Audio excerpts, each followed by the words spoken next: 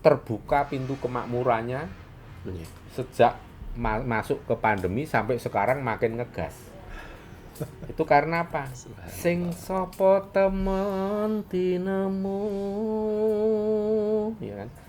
Nugroho keming prapon. Ya, siapa yang bersungguh-sungguh itu bakal meraih yang namanya kanugrahan agung. Tapi nek wong min-slamin itu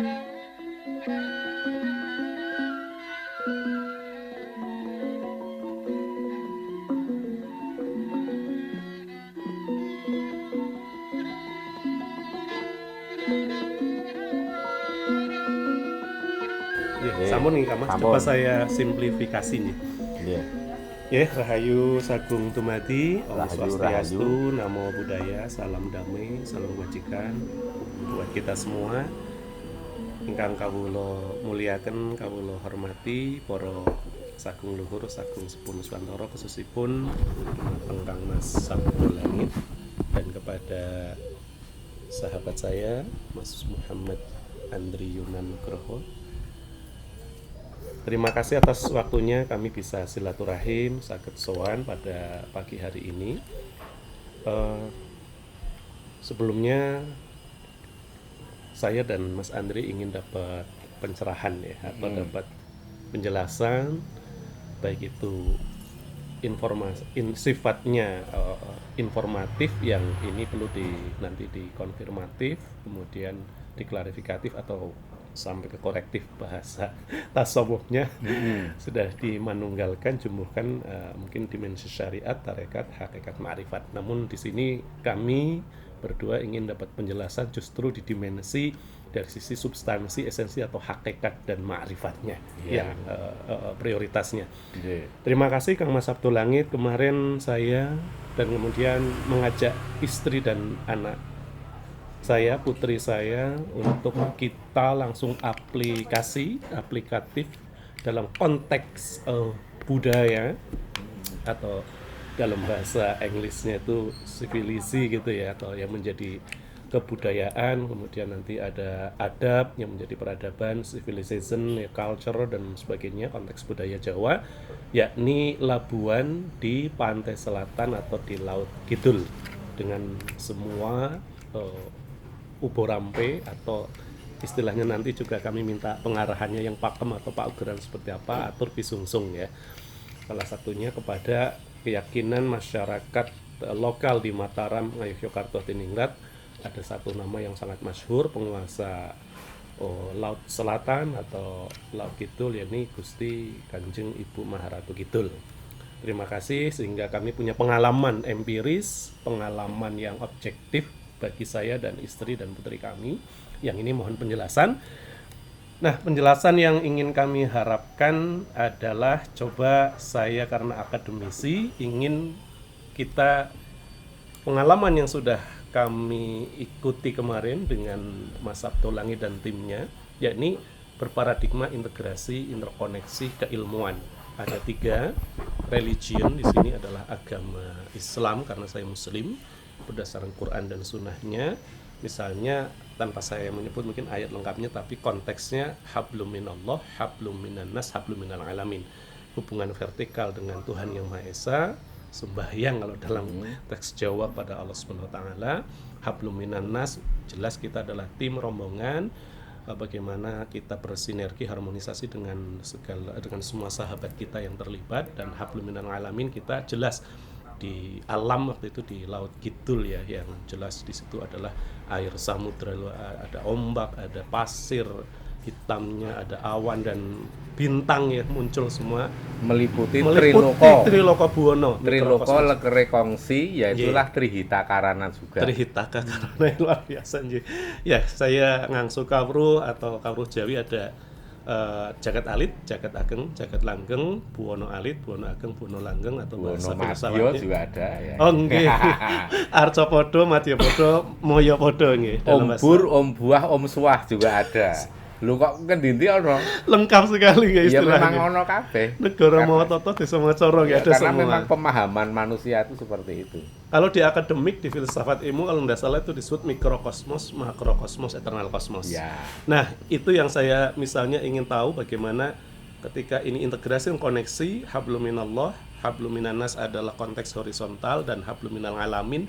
Ini yang perlu dijelaskan. Sebutannya apakah vertikal horizontal atau sudah meliputi keseluruhan ya universalistik.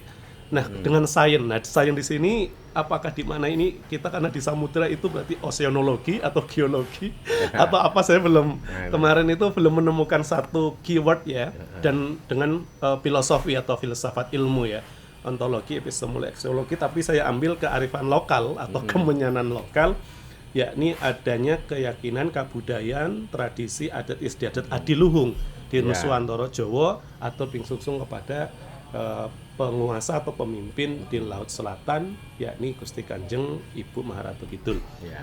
Nah, itu yang saya ambil. Nah, terkait dengan hikmah, kalau dia dalam bahasa hakikat tasawuf ma'rifah ada hikmah. Yang saya alami waktu itu saya sempat diuji dalam arti saya sudah ngajak anak istri biar dapat berkah dari Allah Subhanahu wa taala di dalam tasawuf biwasilah Rasulullah Muhammad sallallahu alaihi wasallam yang bersifat sidik amanah taklifatona, yang akhlakul karimah, yang berbudi pekerti yang mulia. Karena saya ingin jadi suri tauladan, makanya saya ajak jadi wong Islam, Muslim ning ojo lali jawone. Jangan lupa ke nusantaraannya, jangan lupa ke Ada istilah Indonesiaannya. Arab digarap, Jawa digowo. Arab digarap, Jawa digowo. Jadi ingat yang barat diruat, Barat diruat. Ya kan? Nuswantara ditata nanti. Ya, Kembali ya, kita itu. ke penataan. Jadi yang saya alami, alhamdulillah semuanya diberikan kelancaran. Bahkan ketika saya mau membeli sekar apa kemarin Mas? Mawar bertangkai Yang 7, utuh, yang ada utuh 7, daunnya. ada daunnya, sama sedap malam Ye. 2 itu di pasar Bantul habis. Wow ya. Sempat kita ya udahlah seadanya kita nyari yang nggak bertangkai, yang Kota penting baru. kita niat. Ternyata diarahkan itu loh yang di dekat perempatan Jalan Bantul yang besar, ada patung Jenderal Sudirman dan patung Pangeran Diponegoro. Iya. Di utaranya Oh, ada di ada situ. penjual kembang yang untuk kayak pengantenan, nah di situ lengkap. Oh. Kita dapat di situ. Dapat benar-benar sesuai arahan Ngamas 7 tangkai, bahkan 7 merah putih, warna. 7 warna merah, tapi kita dapatnya merah putih. Oh, enggak apa-apa. Iya, sama yang sedap malam. Sangat mongkok nggih, kita sangat berbahagia, sangat senang, sangat semangat. Sampailah di tujuan. Sebelumnya mohon maaf kalau kemarin agak terlambat sehingga proses dari awal tidak ngikuti, tapi alhamdulillah inti acaranya kita ngikuti. Nah, pertanyaan pertama justru yang ditanyakan pada istri. Jadi ketika sudah atur pisungsung seperti ada dupo dulu dan dupo sudah diaturkan, kita bawa pertanyaan pertama itu fungsi kita kelapa muda, airnya yang kita tuangkan dulu di samudra. Itu maknanya apa? Kemudian yang kedua, setelah itu istri diizinkan kama sabdo langit, walaupun sebenarnya aturannya paling belakang, istri membawa yang 7 tangkai sekar mawar merah putih sama sedap malam, kemudian disausaken atau diberikan ke beliau gitu ya. Ya kita mintanya pada Tuhan Yang Maha Esa. Tahu-tahu kan waktu itu ombaknya hanya kecil ketika yang menuangkan air degan kelapa muda. Tapi pas benar-benar atur itu istri meletakkan pure mengena kita semua. Bahkan sampai saya pegang putri saya karena ada rasa ketakutan sisi manusiawi. Wah ini nah itu. Jadi pertanyaan yang kedua, ketika kita dihadapkan situasi seperti itu, ketika kita awalnya sangat yakin karena mintanya pada istilahnya Allah Subhanahu wa taala, Tuhan Yang Maha Esa, tapi pada saat kita laku kok kejadian alam seperti itu, pikiran ketakutan ombak besar yang membahayakan kita. Nah itu gimana untuk mensikapinya. Dan yang terakhir, kemudian begini, ketika proses kita sudah selesai, kita mau tasyakuran memakan tumpeng sarang-sarang kondurian itu yang itu juga kalau bisa dijelaskan kan luar biasa bagus banget nih tumpengnya itu lengkap sekali. Itu putri saya mulai nampaknya masuk angin. Ya kan adaptasi. Saya mulai waduh kok masuk angin, dan dia kan sakit gigi baru sembuh, berkeluh kesah. Saya mulai kok malah diuji kayak gini, saya bingung. Dia tapi masih makan dia. Nah kemudian sebelumnya istri yang waktu itu belum makan ternyata dia bersodakoh Mas. Ada 2 musafir yang dari ujung kulon, orang Kulon Progo, bawa motor kehabisan bensin, istri ternyata memberikan makanan dan minuman. Oh. Dan itu pun akhirnya saya ngasih uang 30.000. Bahkan sempat saya foto yang di sebelah barat mobil saya. Kita bersodakoh.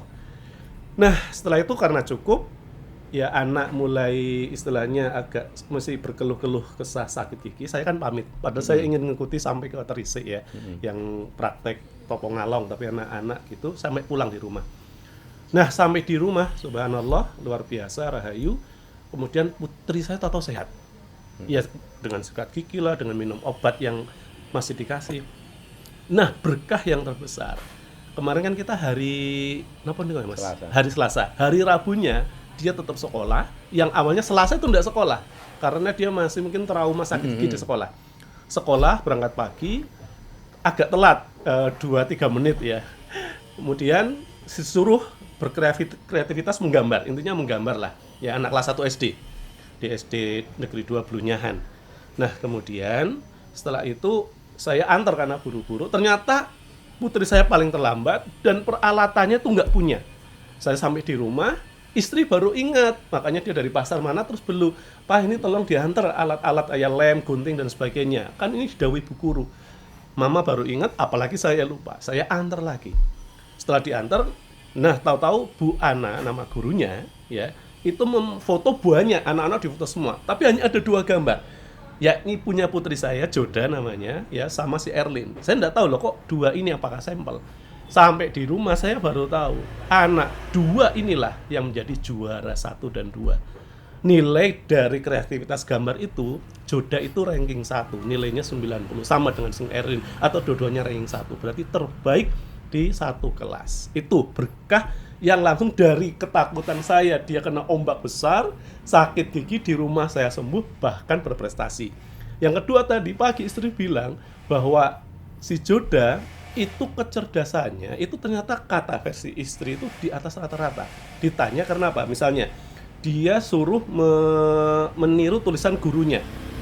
Teman satu kelasnya semuanya punya potensi yang sama. Ditanya nilainya berapa, ya ada 50, ada 80. Nah, Joda nilainya 100. Saya terus terdiam. Baru saya terdiam betul. Betullah hikmah itu di belakang, ya. Berkah itu kadang kita sadari di belakang setelah kita mengaplikasikan atau laku spiritual atau kita tirakatan mujahadahan. Nah, ini yang kami satu keluarga, saya, istri dan anak benar-benar alami. Dan sisi lain pun, alhamdulillah, saya ada satu permasalahan keuangan gitu aja ya. Ya entah bagaimana caranya, tahu-tahu langsung dapat solusi. Entah caranya, real, yang dapat solusi yang itu sementaranya bisa kita jadi tenang, walaupun kita harus berusaha lagi. Oh, ya. Dari semua dongengan kawulo, cerita saya ini mohon penjelasan karena ini terkait dengan kita aplikasi, kita mengamalkan konteks tadi, saya muslim, agama, mengamalkan Quran dan Sunnah. Tujuannya adalah berakhlakul karimah, hablum minallah, hablum minannas, hablum minal alamin. Konteks budaya, kearifan lokal, kemenyanan lokal, kedupaan lokal kita praktekkan. Dan sains, teknologinya, kira-kira mohon penjelasannya. Matur nembah nuwun, mugi-mugi berkah sedaya. Ya. Ini karena pertanyaannya dari seorang dokter staf pengajar IAIN UIN Sunan Kalijaga. Sunan Kalijaga. Jadi pertanyaannya sangat berbobot, bikin gemeter, sehingga ini harus ngambil rokok dulu. Oh, nggih Kak Mas, kawula nggih tak boleh sambil ngerokok. Ini stoknya masih utuh. Oh nggih Kak Mas.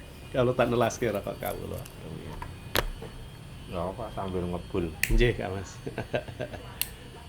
Nggih. Ini yang mana dulu yang dijawab? Monggo.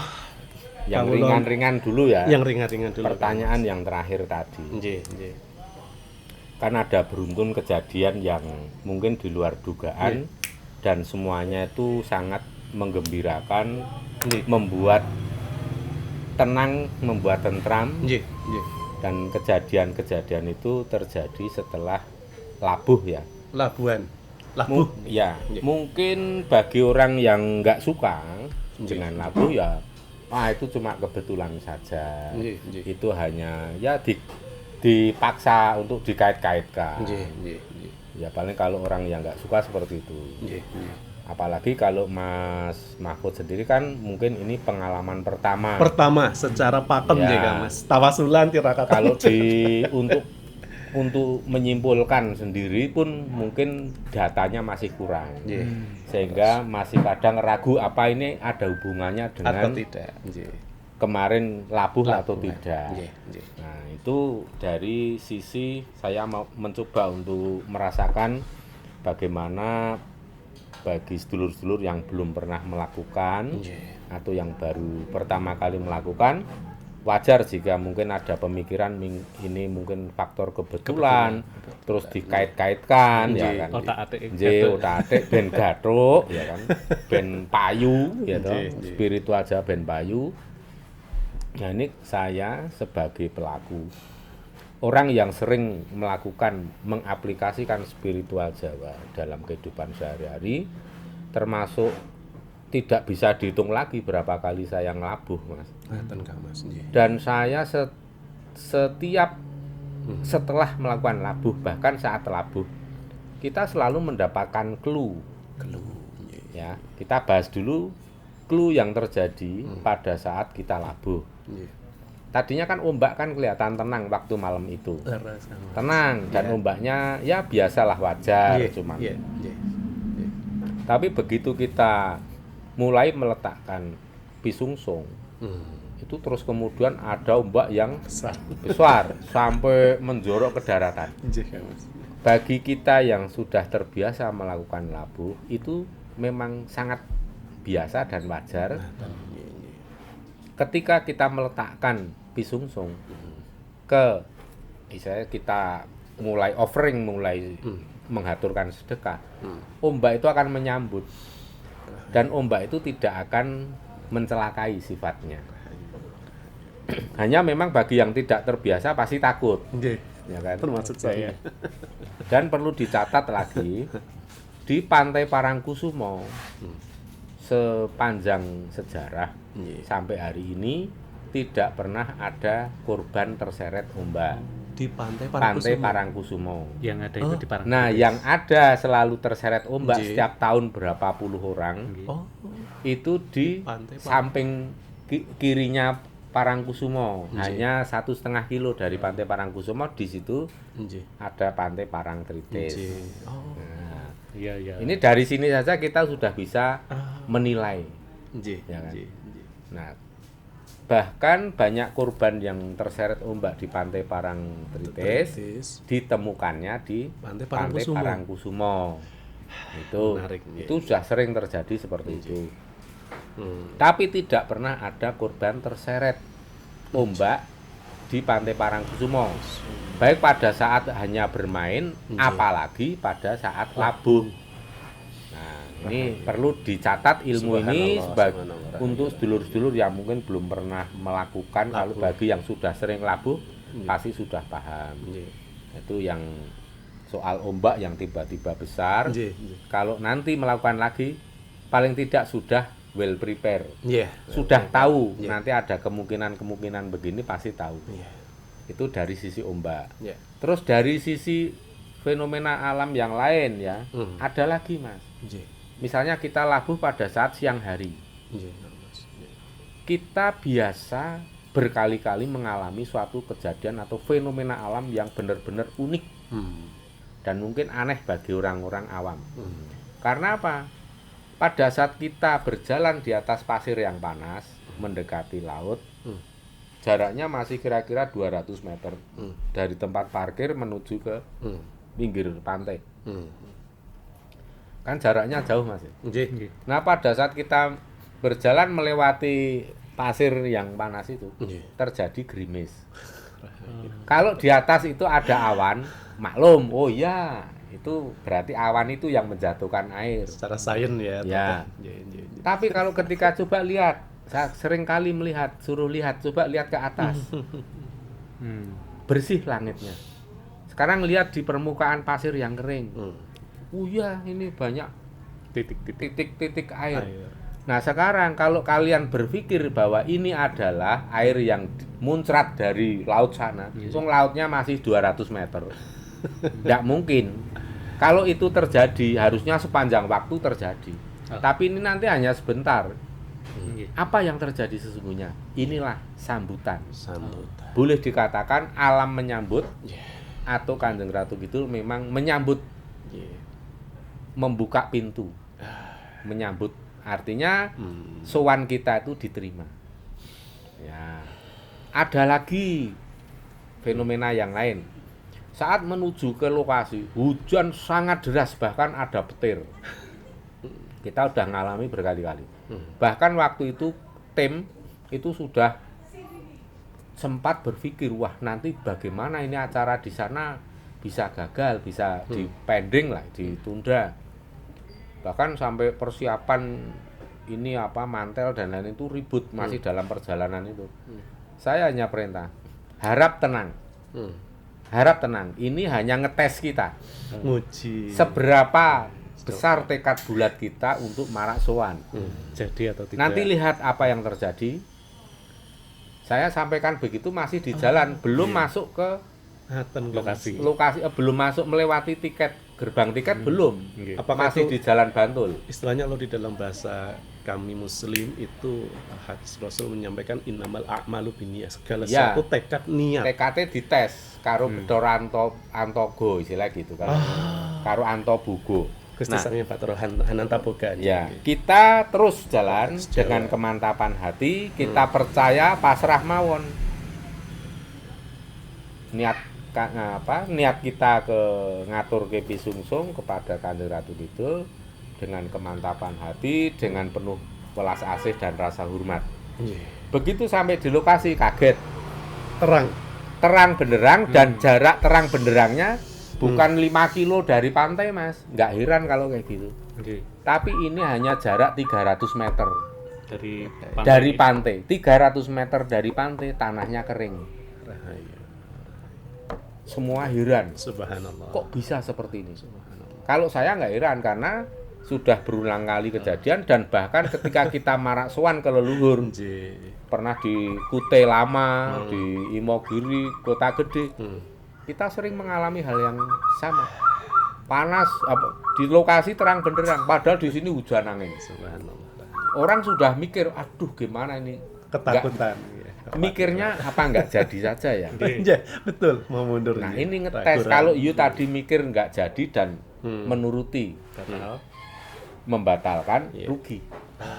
Artinya sawah berkah pengestu sing wis disiapke karo leluhur, batal nggak jadi diterima. Enak aja, wong ini makanan enak kok kamu harus berjuang dong. Ngetes, disaring mana yang memang bertekad bulat, memang nyawiji dan tulus ikhlas, itulah nanti yang akan mendapatkan berkah. Nah, terus ada lagi kejadian. Karena kita itu istilahnya mau masuk pandemi dan lain-lain ya, kita ya sebisa mungkin kita nyuwun kepada semua entitas luhur, nyuwun sawab berkah pangestu mugi Gusti paring kemakmuran lahir batin dumateng kula sak brayat sak anak-anak kula wonten pundi papan kemawon. Karena yang namanya kemakmuran identik dengan air juga. Maka ketika kita berjalan menuju ke lokasi Kawaring Pantai Parangkusumo, tidak ada hujan. Begitu sampai lokasi ada hujan. Deres. Kenapa kok malah dikasih hujan ya? Kok lain dengan biasanya itu? Ya tergantung, tujuannya apa tadi? Saya mikir kemakmuran. Kemakmuran ini identik dengan air hujan. Diberilah pertanda seperti itu. Empiris langsung. Empiris. Langsung. Ya.